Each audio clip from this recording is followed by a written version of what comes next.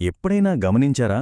మన చుట్టూ ఉండే రణగుణ ధ్వనుల మధ్య హఠాత్తుగా ఒక ప్రశాంతమైన నిశ్శబ్దం, లేదంటే రాత్రి ఆకాశంలో ఆ నక్షత్రాల మధ్య ఉండే అంతులేని ఖాళీ, మన రెండు ఆలోచనల మధ్య దొర్లిపోయే ఆ చిన్ని విరామం. చూడండి, మనమెప్పుడూ వస్తువులమీద, శబ్దాలమీద, ఆలోచనలమీదే దృష్టి పెడతాం. కాని అసలు మ్యాజిక్ అంతా వాటి మధ్య ఉండే ఆ ఖాళీలోనే దాగి ఉంది తెలుసా? ఆ ఖాళీ లేకపోతే నక్షత్రాలు ఎలా మెరుస్తాయి? ఆ మౌనం లేకపోతే సంగీతానికి అసలు అర్థముంటుందా? ఆ చిన్న విరామం లేకపోతే మన ఆలోచనలకి స్పష్టత ఎక్కడది? సో, ఈ అంతరాళమే, ఈ ఖాళీనే అన్నింటినీ పట్టి ఉంచుతుంది, అన్నింటికీ ఒక రూపాన్నిస్తుంది. అక్కడే మనలో ఓ పెద్ద ప్రశ్న మొదలవ్వాలి. మనం చూస్తున్న ఈ ఖాళీ, ఈ స్పేస్ నిజంగా ఏమీ లేని శూన్యమా? ఒక ఎంటీనెస్సా? లేక అదొక సజీవమైన ఉనికియా? కేవలం వస్తువులు లేని ప్రదేశం మాత్రమేనా? లేకపోతే అన్ని వస్తువులకు జన్మించే మూలమా? రండి, ఈ అన్వేషణలో ఈ అంతరాళం వెనుక ఉన్న రహస్యాన్ని, దాని అంతులేని శక్తిని కలిసి అర్థం చేసుకోవడానికి ప్రయత్నిద్దాం. చూడండి, ఈ స్పేస్ అనే కాన్సెప్ట్ ఎక్కడో విశ్వానికి పరిమితం కాదు. ఇది మనందరి అనుభవాల్లో ప్రతిరోజు మనకెదురయ్యేదే. ఊహించుకోండి, రోజంతా పనిచేసి వేల కొద్ది ఆలోచనలతో మనసు నిండిపోయి ఇంటికొస్తాం. అప్పుడు మనం ఏం కోరుకుంటాం? ఒక్క క్షణం ప్రశాంతత, హమ్మయ్య అనుకోవడానికి మనసులో కొంచెం ఖాళీ. అదే కదా మనకు కావలసిన మెంటల్ స్పేస్. అలాగే ఒక రచయిత లేదా ఆర్టిస్ట్ వాళ్ళొక కొత్త సృష్టి చెయ్యాలనుకున్నప్పుడు వాళ్లకి కావలసింది కూడా అదే.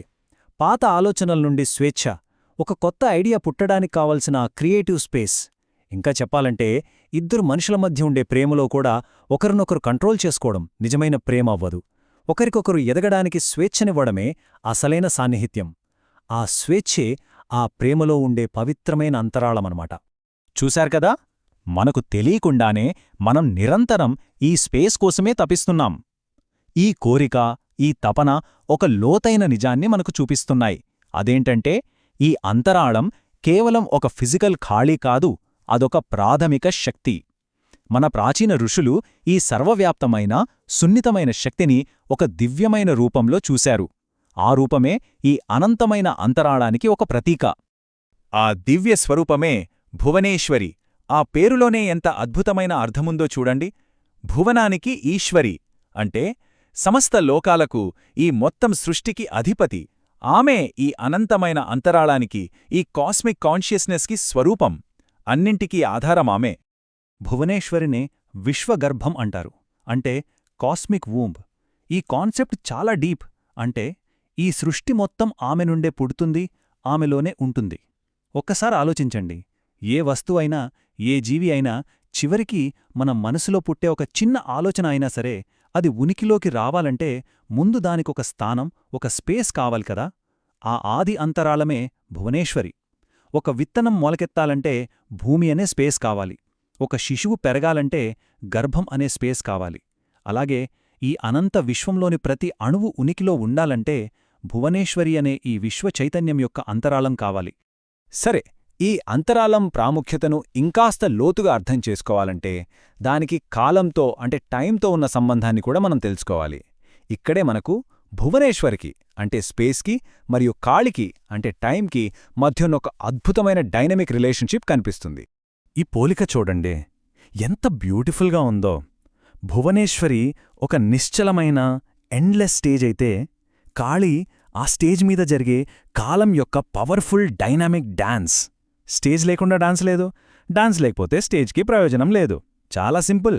భువనేశ్వరి స్పేస్గా, శాశ్వతమైన సాక్షిగా ఉంటే, కాళి ఆ స్పేస్లో జననం, మరణం, సృష్టి, లయం, వీటన్నింటి చలనాన్ని సృష్టిస్తుంది. ఒకటి స్టిల్నెస్ అయితే మరొకటి మోషన్. ఈ రెండింటి కలయికే ఈ మొత్తం జగన్నాటకం. కానీ మనం తరచుగా ఒక భ్రమలో చిక్కుకుపోతాం. దీన్నే మాయా అంటారు. అంటే ఏంటంటే, మనం ఖాళీ చేసే ఆ డాన్స్తో, అంటే మన లైఫ్లో జరిగే సంఘటనలు, మన చుట్టూ ఉన్న వస్తువులు, మన మనసులో వచ్చే ఆలోచనలతో ఎంతలా ఇన్వాల్వ్ అయిపోతామంటే, ఈ డాన్స్ మొత్తానికి ఆధారమైన ఆ నిశ్శబ్దమైన స్టేజ్ని, ఆ శాశ్వతమైన కాన్షియస్నెస్ స్పేస్ని కంప్లీట్గా మర్చిపోతాం. మనం కేవలం యాక్టర్స్నే చూస్తాం, కానీ ఆ యాక్టర్స్ అందరూ యాక్ట్ చేస్తున్న ఆ వేదికను అస్సలు గమనించం. ఇక్కడే అసలు విషయం ఉంది. ఈ స్పేస్ లేదా చైతన్యం అనేది కేవలం ఒక ఎంప్టీ ప్లేస్ కాదు. అది ఒక క్షేత్రం, ఒక ఎనర్జీ ఫీల్డ్. అన్ని ఆలోచనలు, వస్తువులు, అనుభవాలు అన్నీ ఈ ఫీల్డ్లోనే పుడతాయి, కాసేపుంటాయి, ఆ తర్వాత మళ్ళీ దానిలోనే కలిసిపోతాయి. ఎలాగంటే సముద్రంలో అలలు పుట్టి మళ్లీ సముద్రంలోనే కలిసిపోయినట్టు. ఈ నిజాన్ని మనం గ్రహించినప్పుడు నేను, నాది అనే ఆ చిన్న చిన్న గుర్తింపులను దాటి మనమొక యూనివర్సల్ అండర్స్టాండింగ్లోకి వెళ్తాం. మరి ఈ అనంతమైన విశ్వం, ఈ పెద్ద రంగస్థలం, ఇదంతా ఎక్కడో బయట మాత్రమే ఉందా? లేనేలేదు. అదే విశ్వం, అదే అనంతమైన అంతరాళం సూక్ష్మరూపంలో మనలోనే ఉంది.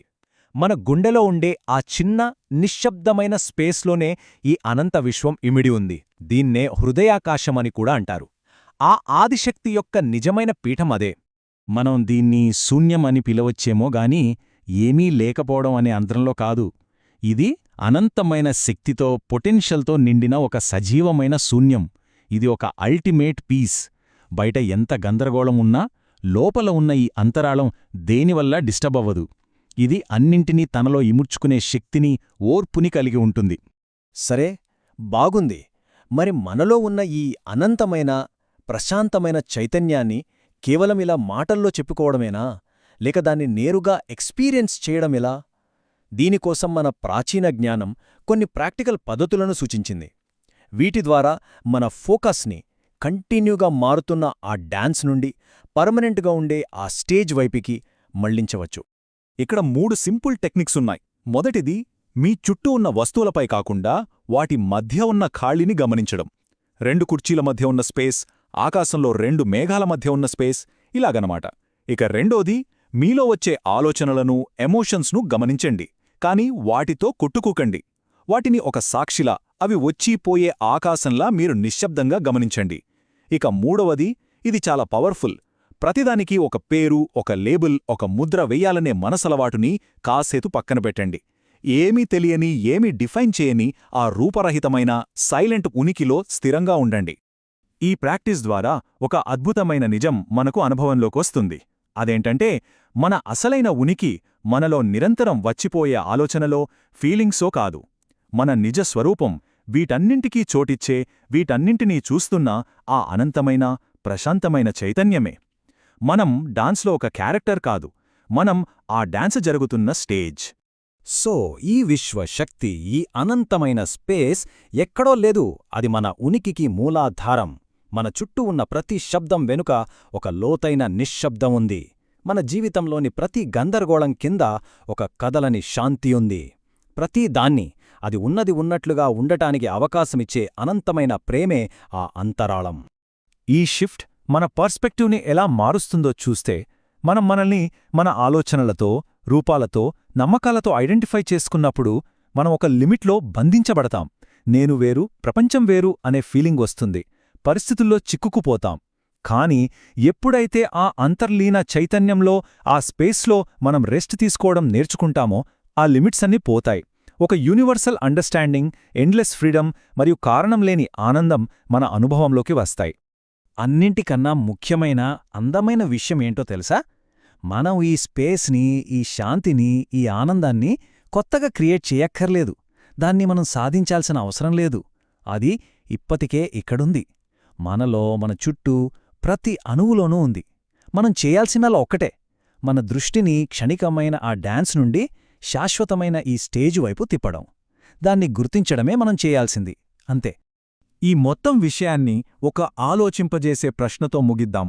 ఒక్కసారి ఆలోచించండి, ఒకవేళ మనం ప్రపంచాన్ని వేర్వేరు వస్తువుల సమాహారంగా కాకుండా అనంతమైన, ప్రేమపూర్వకమైన ఒక స్పేస్లో జరుగుతున్న ఒకే ఒక్క అద్భుతమైన నాట్యంగా చూడటం ప్రారంభిస్తే మన జీవితంలో ఏం మారుతుంది? భయం స్థానంలో నమ్మకం, ఆందోళన స్థానంలో అంగీకారం, వేరు అనే భావన స్థానంలో ఏకత్వం వస్తే అప్పుడు జీవితం ఎలా ఉంటుంది? ఈ ప్రశ్న గురించి ఆలోచించండి.